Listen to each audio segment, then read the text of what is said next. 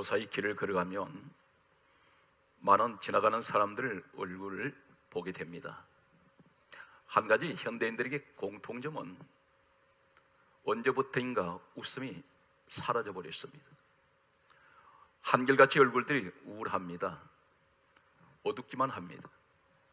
길 가는 사람들 가운데 미소를 머금은 사람들은 별로 눈에 띄지 않습니다. 이러한 정세가 있습니다. 사람은 작년인데 병원에 갔더니 소아병적인 정세가 있다고 했습니다. 사소한 일 가지고도 가슴이 두근거리고, 그리고 사소한 일 가지고도 사람이 잘 삐쳐버리고, 그리고 사소한 일로도 사람이 감정이 극도로 상해서 이것이 급기야 어디까지 발전하냐면 우울증 정세를 가져오게 됩니다.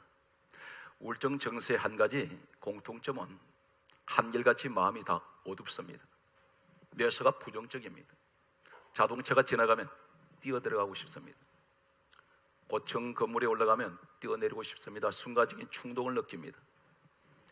무엇을 하려고 해도 소아병적인 그 정세는 겁이 나서 사소한 일도 쉽게 행동하지를 못합니다. 이 시대는 분명 불안한 시대입니다. 환란의 시대라고 말할 수가 있습니다. 총체적으로 얘기한다면 재난의 시대는 틀림없습니다. 특히 우리나라는 국가 안보에 위기가 있습니다. 그리고 우리나라는 이제는 지진 안전지대는 아닙니다. 여러 가지 자연에서 오는 재앙, 환경에서 오는 여러 가지 재앙은 우리를 불안하게 만들고 있습니다. 문명은 극도로 발달하고 있는데 반대로 마음속의 정신적인 정서는 점점 메말라가고 있습니다. OECD 국가 가운데에서 우리나라는 자살 통계를 보게 되면, 인구 비례를 보게 되면 자살률이 가장 높습니다. 왜 자살합니까? 극단적인 선택을 하는 이유가 무엇입니까? 이 사람에게는 내일에 대한 희망이 없습니다. 특히 교회 생활에서 많은 크리스찬들의 얼굴을 보게 됩니다. 웃음을 잃어버렸습니다. 기도할 때도 하나님 앞에 간절히 구하지만 마음속에는 늘 어둠이 자리 잡고 있습니다. 이러한 시대를 살아가는 우리들에게 하나님께서는 오늘 이 시간 희망의 메시지를 가지고 여러분에게 찾아오셨습니다. 사랑하는 성도 여러분, 말씀을 들으시고 오늘 이 말씀을 붙드십시오. 그리고 절망 가운데 주저앉은 사람은 다시 일어나시기 바랍니다. 그리고 무엇이든지 포기하지 마십시오. 우리 하나님은 오늘 이 시간도 동일하게 과거에 아브라함에게 함께 하셨던 하나님은 이 시간 우리와 함께하고 계십니다. 모세와 함께 하셨던 하나님은 오늘 동일한 그 하나님은 우리와 함께하고 계십니다. 성경 전체에서 한 가지 독특한 단어를 발견하게 됩니다. 이 단어는 믿음의 조상이라는 로마서 4장 11절에 나타나는 믿음의 조상이라고 부르신 아브라함, 이 사람으로부터 믿음이 시작되고 있습니다. 신약 성경 첫 구절이라고 할 수 있는 마태복음 1장 1절은 아브라함과 다윗의 자손 예수 그리스도의 세계라 이렇게 시작되고 있는 것으로 성경은, 신약은 우리에게 말씀하고 있습니다. 아브라함으로부터 시작되는 한 단어가 등장하고 있습니다. 이 단어는 요셉이라는 사람에게도 그 단어가 등장합니다. 엘리야라는 사람에게도 등장하고 있습니다. 신약에 넘어와서 사마리아 한 여인이 우물가에서 예수님을 만날 때 이 단어도 또 등장하고 있습니다. 베드로에게도 등장하고 있습니다. 그 내용은 어떤 것일까요? 성경은 우리에게 강조하고 있습니다. 아브라함부터 출발되는 이 단어는 우리에게 곧 말씀하기를, 갈라디아 3장 9절은 우리에게 이렇게 말씀하고 있습니다. 누구든지 아브라함 같은 믿음을 가진 자는 아브라함과 함께 복을 받았느니라 했습니다. 아브라함으로부터 시작되는 믿음의 이 출발은 우리에게 어떤 복을 가져올까요? 아브라함을 먼저 소개합니다. 창세기 18장 1절 말씀 보게 되면 하나님께서 아브라함을 친히 찾아오셨습니다. 천사들을 대동하고 찾아오신 하나님은 성경은, 개역 성경에는 이렇게 기록되어 있습니다. 오정 때 하나님께서 아브라함을 방문하셨습니다. 그리고 성경은 강조하기를, 창세기 18장 10절은 이렇게 말씀하고 있습니다. 그토록 오랫동안 사모하고 기다렸던 자손의 대가 끊어져 버렸던 이 아브라함에게 찾아오신 하나님께서는 하시는 말씀이, 내 아내 사라에게 아들이 있으리라. 아들을 주시겠다고 약속하셨습니다. 친히 찾아오셨습니다. 한 가지 주목하는 것은 오정이라고 했습니다. 오정이 어디입니까? 낮 12시를 말하고 있습니다. 사건은 넘어갑니다. 아브라함 시대가 마감되고 요셉 시대가 왔습니다. 요셉 시대가 도래했는데 성경은 강조하기를 창세기 43장 16절은 이렇게 정언하고 있습니다. 요셉이라는 사람은 우리가 잘 알고 있습니다. 17세 나이 때에 형제들에게 의해서 구덩이에 던져졌습니다. 그런데 그가 죽지 않았습니다. 다시 끌어내어서 애굽이라는 곳에, 낯선 곳에 나이 17세 때에 노예로 팔았던 사람입니다. 이 사람은 그곳에 가서 파란만장한 젊은 날을 보내면서 이 사람은 나이 30세 때에 애굽에서 국무총리가 됩니다. 지금도 이집트 역사에 요셉의 얘기가 역사에 기록되어 있고 유대 역사에 기록되어 있는 실존 인물인 이 요셉은 나중에 가나안 땅에 살고 있던 그의 형제들이 계속되는 가뭄으로 인해서 이 사람들은 더 이상 끼니를 잊지 못했습니다. 자신들이 팔아버렸던 이 노예로 팔았던 동생 요셉의 국무총리가 되어서 애굽에 있는 것을 그는 알지 못했습니다. 그들은 양식을 살려고 애굽으로 내려오게 됩니다. 이때 요셉은 이 사람들을 만났을 때 죽일 수가 있습니다. 철천지 원수라고 생각할 수가 있습니다. 자신을 죽이려고 구덩이에 던졌고 자신을 노예로 팔아버렸던 그 형제들을 만나는 순간 이 사람 말 한마디에 그들은 죽을 수가 있습니다. 그런데 이 사람이 그들을 용서할 때에 성경은 강조하고 있습니다. 창세기 43장 16절은 말씀하기를 성경 강조합니다. 정오가 되면 나와 함께 그들이 먹을 것이니라 이렇게 말하고 있습니다. 무슨 말입니까? 용서하는 자리가 정오 때에 식사 자리로 그들을 초대하겠다는 것입니다. 한 가지 독특한 단어는 아브라함에게 오정에 하나님께서 찾아오셨고 아들을 약속하셨고 요셉은 자신의 원수들을 용서할 때에 정오 때에 그들을 용서하겠다고 말합니다. 식사의 자리로 초대합니다. 왜 12시입니까? 오정이나 정오나 똑같은 12시를 가리키고 있습니다. 시대는 다시 또 바뀌어졌습니다. 엘리야 시대가 왔습니다. 갈멜산에는 바알 선지자, 아시라 선지자가 있었는데 이들은 사단마귀의 무리들입니다. 특별히 바알 선지자들은 열왕기상 18장 19절 말씀을 보면은 바알 선지자 450명이 갈멜산에 모여 있었습니다. 이들은 사단마귀의 무리들입니다. 그들은 지도자들입니다. 이때에 이상한 장면을 성경은 기록하고 있습니다. 열왕기상 18장 27절 말씀을 보게 되면 엘리야가 이 바알 선지자들을 향해서 나아갈 때 성경은 강조합니다. 정오 때 그들에게 나아갑니다. 영적 전쟁이 시작됩니다. 그들에게 나아가서 전쟁을 시작할 때에 엘리야는 정오 때에 나아갔다고 기록되어 있습니다. 왜 한결같이 시대는 다르고 사람은 다른데 왜 이 사람들은 꼭 12시를 그들은 기다리고 있을까요? 왜 하나님은 12시에 찾아오십니까? 그리고 하나님께서는 왜 12시에 찾아오셔서 아브라함에게 아들 이삭을 약속하실까요? 그리고 요셉은 왜 12시입니까? 12시에 왜 그들을 용서합니까?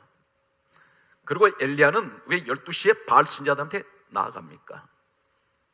바알 선지자에게 나아갔던 그들은 특히 이 엘리야는 성경은 이렇게 강조하고 있습니다. 열왕기상 18장 40절에는 450명을 한 사람도 남기지 않고 바알 선지자를 다 죽였습니다. 언제 승리합니까? 그 승리한 시작은 정오였습니다. 이 오정 정오를 계속 강조하고 계실까요? 신약으로 넘어갑니다.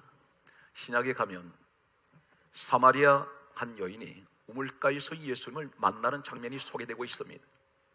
이때를 가리켜 요한복음 4장 6절은 이렇게 기록되고 있습니다.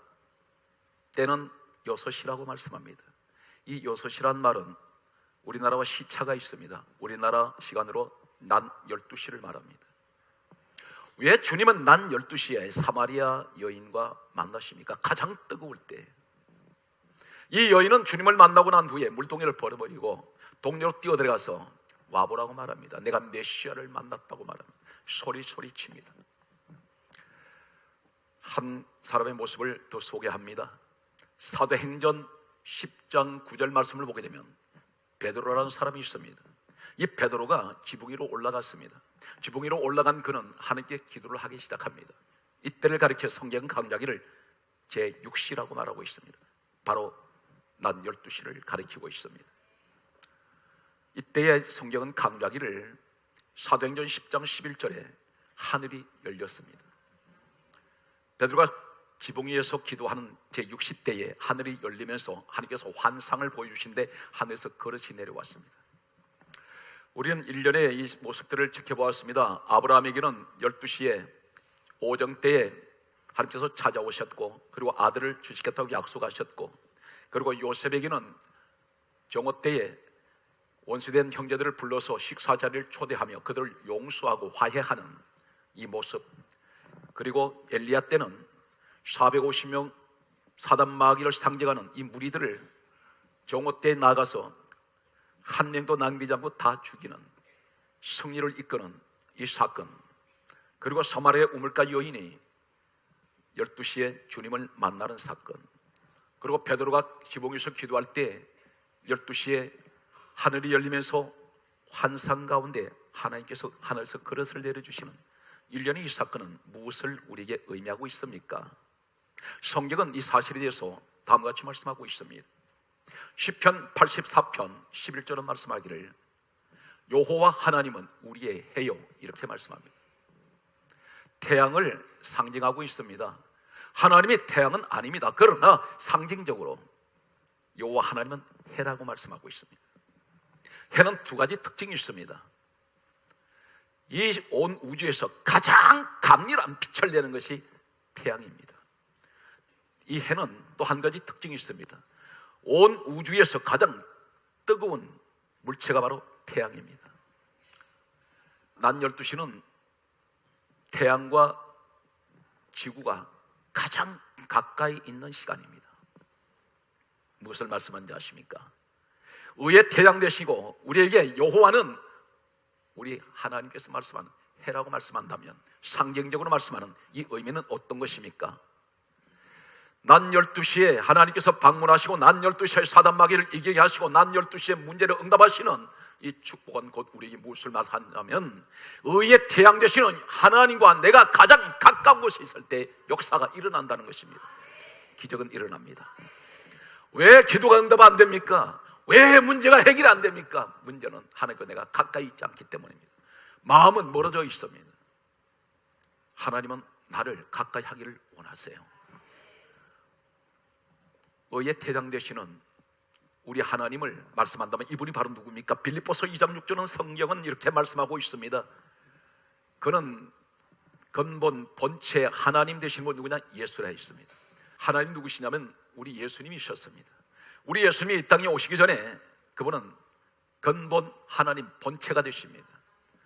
바로 오늘 이 시간 우리에게 무엇을 말씀합니까? 왜 우울합니까? 왜 마음이 어둡습니까? 나는 교회에 집사, 권사, 안수자, 장로인데 밖에 나가면 우리 주님이 이렇게 말씀하셨습니다. 너희는 세상의 빛이니 빛이 아닙니다. 우리는 나 스스로 빛을 잃어버렸습니다. 내 마음에 빛이 없습니다. 우리를 가르쳐 빛의 자녀라고 했는데 예수님이 누구십니까? 성경은 이렇게 강조하고 있습니다. 요한복음 8장 12절에 주님이 직접 말씀하시기를 나는 세상의 빛이니. 내 마음에 주님이 계신다면 내 마음에 빛이 있어야 됩니다. 어둠이 자리 잡지 말아야 됩니다. 그러면서 날마다 절망하고 불안하고 두려움 가운데 어두워서 무릎 꿇고 통곡을 하면서 기도를 해도 응답을 오지 않습니다. 왜 그렇습니까? 성경에서 가장 구체적으로 주님을 가장 많이 만났고 주님을 가장 가까이 모셨던 한 사람이 주님 앞에 나왔지만 그런 실족해버린 한 사람이 소개되고 있습니다. 우리가 잘 알고 있는 나사로라는 사람입니다. 나사로는 사람은 어떤 사람입니까? 요한복음 11장 9절 말씀을 보면은 이 나사로한 사람의 병들어 있습니다. 그가 살고 있는 것은 베다니라는 곳입니다. 이 베다니는 역사적으로 잠깐 소개하고 있습니다. 예수님께서 이 땅에 오셨을 때 베다니는 나병 환자촌이었습니다.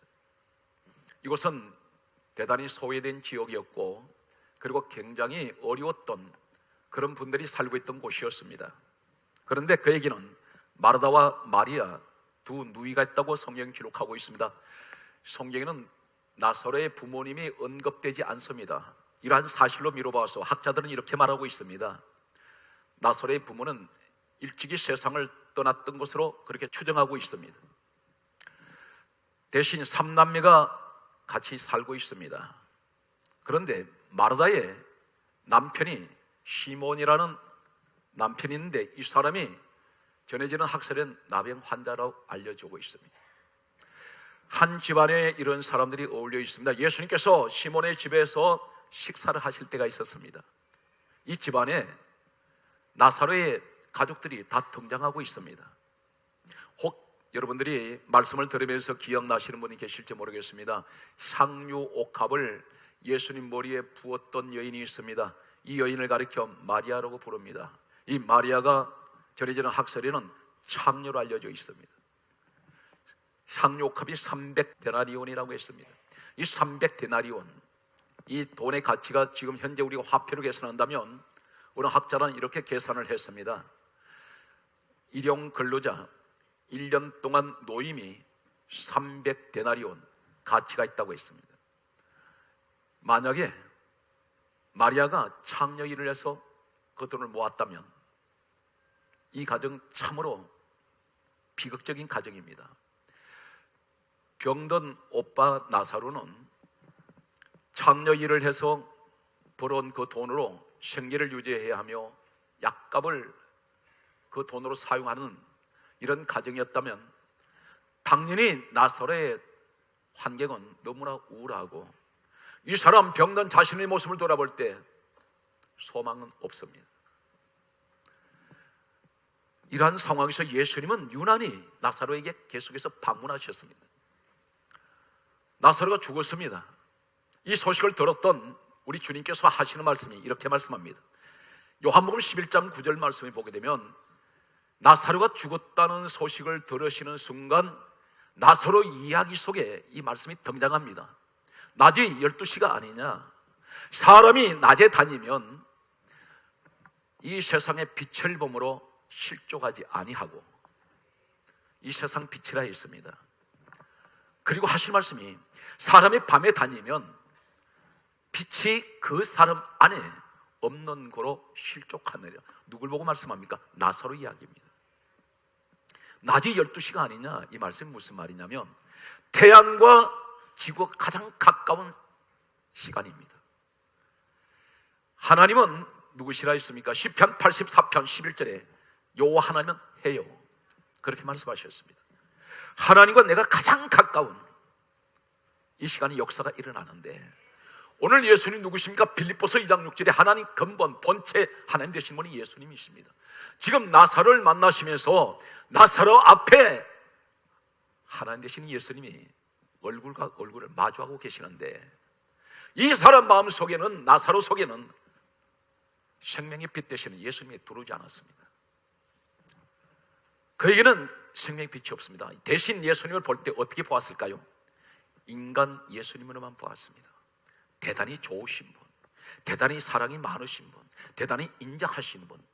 반면에 이 사람 마음속에는 저분은 하나님 아들이시라는 나의 구세주라는 고백이 없습니다. 나사로 이야기 속에는 전혀 예수님을 가리켜 구세주라는 말도 없고 한 번도 이 나사로가 어떤 말을 했는지 언급이 없습니다. 이러한 사실은 우리 예수님께서 지적하신 대로 낮이 12시간이냐 이 말씀은 내가 하나님 되시는 우리 주님이 나사로와 가장 가까이 계신데도 이 사람은 그 마음 속에 빛이 없으므로 실족했다는 것입니다. 오늘 이 자리에 우리 모습을 점검을 해보겠습니다. 저는 단언코 이렇게 말씀드립니다. 교회만 나왔다 해서 능사가 아닙니다. 우리 보통 그렇게 말합니다. 교회만 나오면 구원받았다고 말합니다. 그러나 성경은 그렇게 말씀하지 않습니다. 정확하게 말씀드린다면 예수를 믿어야 구원받습니다. 진정으로 예수 그리스도를 내 마음에 모신다는 것은 어떤 것입니까? 생명의 빛이 들어와야 됩니다. 생명의 빛이 들어올 때는 소망이 생깁니다. 이 시대는 사업하기가 대단히 어려운 시대라고 말합니다. 직장 생활도 어렵습니다. 자녀 하나 제대로 키워내는 것도 대단히 녹록지가 않습니다. 만만하지가 않습니다. 이런 시대를 살아가다 보면 자칫하면 내가 좌절할 수 있고 자포자기할 수가 있고 자신도 모르게 우울증이 내 마음에 들어올 수가 있습니다. 오늘 이러한 시대를 살아가는 우리들에게 절망의 시대라고 말하지 말고 오늘 소망의 주가 되시는 주님을 내 마음에 모시기 바랍니다. 주님이 나와 함께 하시면 내 마음이 어둡지가 않습니다. 우울증이 들어오지 않습니다. 아무리 절망했어도 소망 가운데 나아갈 수가 있습니다. 성경은 이렇게 강조하고 있습니다. 요한일서 1장 5절에 하나님께서 한마디로 그분이 누구시라고 말씀하고 있습니까? 하나님은 빛이시라. 그에게는 어둠이 조금도 없으시니라. 하나님이 빛 가운데 계신 같이 우리가 빛 가운데 행하면 서로 사귐이 있고 교제가 있다는 것입니다. 대화가 있다는 것입니다. 사랑하는 성도 여러분, 라디오를 켜서 어떤 소리를 들으려면 반드시 내가 원하는 채널에 맞춰야 됩니다. 그 주파수에 맞추지 않으면 아무리 돌려도 그 소리를 들을 수가 없습니다. 우리가 전화를 누구에게 상대에게 전화를 할 때 반드시 다이얼을 그 번호를 제대로 누를 때 연결이 됩니다. 다른 것을 아무리 눌러도 전혀 내가 원하는 번호로 연결되지 않습니다. 무엇을 말합니까? 하나님 주파수에 맞추시기 바랍니다. 오늘 그것은 뭘 말합니까? 우리 하나님은 소망의 하나님이세요. 우리 하나님 빛의 하나님이십니다. 얼굴을 어둡게 하지 마십시오. 내 마음에 빛이 들어와야 합니다.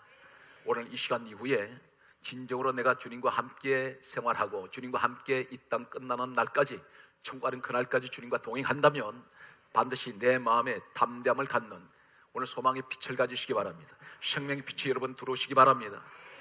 간증을 하고 마치겠습니다. 저는 개인적으로 자살을 하려고 했던 두 사람을 제 목회 현장에서 만난 적이 있습니다. 두 분 다 이분들은 지금 사업으로 대성을 했습니다. 집회를 하고 있을 때 하늘산에 있을 때 이 한 사람이 올라왔습니다. 그때가 30대 청년이었습니다. 작은 단종 건축 면허를 가지고 사업을 하다가 부도가 났습니다. 이 사람이 더 이상 빠져나갈 길이 없어서 이 사람은 자살을 결심하고 그때 기도원으로 올라왔습니다. 저에게 상담을 요청을 하면서 그 얘기를 하길래 제가 안수를 해주면서 하는 말이, 당신은 지금 죽을 때가 아닙니다. 하나님께서 지금 이런 어려운 고난을 통해서 앞으로 크게 하나님께서 세우시려고 준비하고 계십니다. 그러므로 자살을 포기하시고 내려가셔서 다시 재기하십시오. 하나님 반드시 도와주실 것입니다. 이 말 한마디에 이 사람이 내려가서 그 후에 저는 전혀 기억도 못했고 연락도 듣지 못했습니다. 어느 날 집회를 하고 있는데 한 분이 올라왔습니다. 그러면서 저는 그분을 처음 뵙는 것 같았는데 저희가 하는 이야기가, 목사님, 제가 10년 전에 하늘살에서 목사님 그때 뵀던 사람입니다 얘기를 하면서 자기가 자살하려고 올라왔던 그 얘기할 때 제가 그분을 그때 기억이 났습니다. 이분이 하는 말이, 지금은 거대한 빌딩을 소유하고 있고 그런 종합건설회사를 설립을 해서 지금 사업에 성공한 사람이라고 그렇게 이야기를 했습니다. 그러면서 하는 말이, 그때 제가 만약에 목사님 뵙지 못하고 자살을 해버렸다면 오늘의 저는 없었을 것입니다. 그 얘기 하길래 제가 한마디를 해주었습니다. 하나님께서 당신에게 축복하신 것입니다. 또 한 분은, 이분은 장로님이셨습니다. IMF가 터지기 직전에 이 사람은 과학 기자재를 납품하는 이 사업을 시작을 했는데 IMF가 터지면서 30억 이 사람 부채를 지고 도산해버렸습니다. 아무 실적도 없었습니다. 자살을 결심하고 올라왔습니다. 수면제를 약 150알을 사 모아가지고 주머니 넣고 다니면서 마지막으로 이 사람이 죽기 전에 내가 예배 드린 데 가서 죽어야 되겠다 했는데 평일 예배 드리는 곳이 오살리 기도원이었습니다. 그때 제가 설교를 하고 있었는데 이분이 와서 안수를 받았습니다. 그런데 안수를 하는데 이분한테 계속 나오는 소리가 축복, 축복, 축복이라는 소리가 계속 나왔어요. 이 사람은 절망 가운데서 제가 자꾸 축복, 축복, 축복 하니까 들리기를 죽어, 죽어, 죽으라 들렸다. 사람이 똑같은 말이에요. 다릅니다. 그래서 제가 내려가시면 하나님께서 반드시 놀라운 일이 있을 겁니다. 내려가십시오. 그랬더니 이분이 수면제를 버리고 내려가셨습니다. 사무실에 오랫동안 닫아놨던 그 사무실 문을 열고 혼자 앉아있는데 빚쟁이가 몰려올까 봐서 불안하고 두려운 가운데 있는데 전화 한 통화 계속 왔습니다. 그 전화 한 통화를 걸려오는데 첫날은 받지 않았다고 했습니다. 둘째 날 계속 전화가 걸려오길래 이 전화기를 들고 수화기를 들었더니 2년 연속으로 계약이 되었다고, 그래서 그때 99억, 그 이듬해 100억이, 여러분들은 100억이 아무것도 아니군요. 이분이 깜짝 놀라는 기적이 일어났습니다. 그래서 그 소식을 담임 목사를 통해서 전해 들었습니다. 오늘 사랑하는 성도 여러분, 반드시 오늘 이 자리에 하나님께서 새로운 길을 열어주실 것입니다. 가장 중요한 것은 내 마음이 긍정적인 사고로 바꾸십시오. 안 된다고 말하지 마십시오. 절망이라고 말하지 마세요.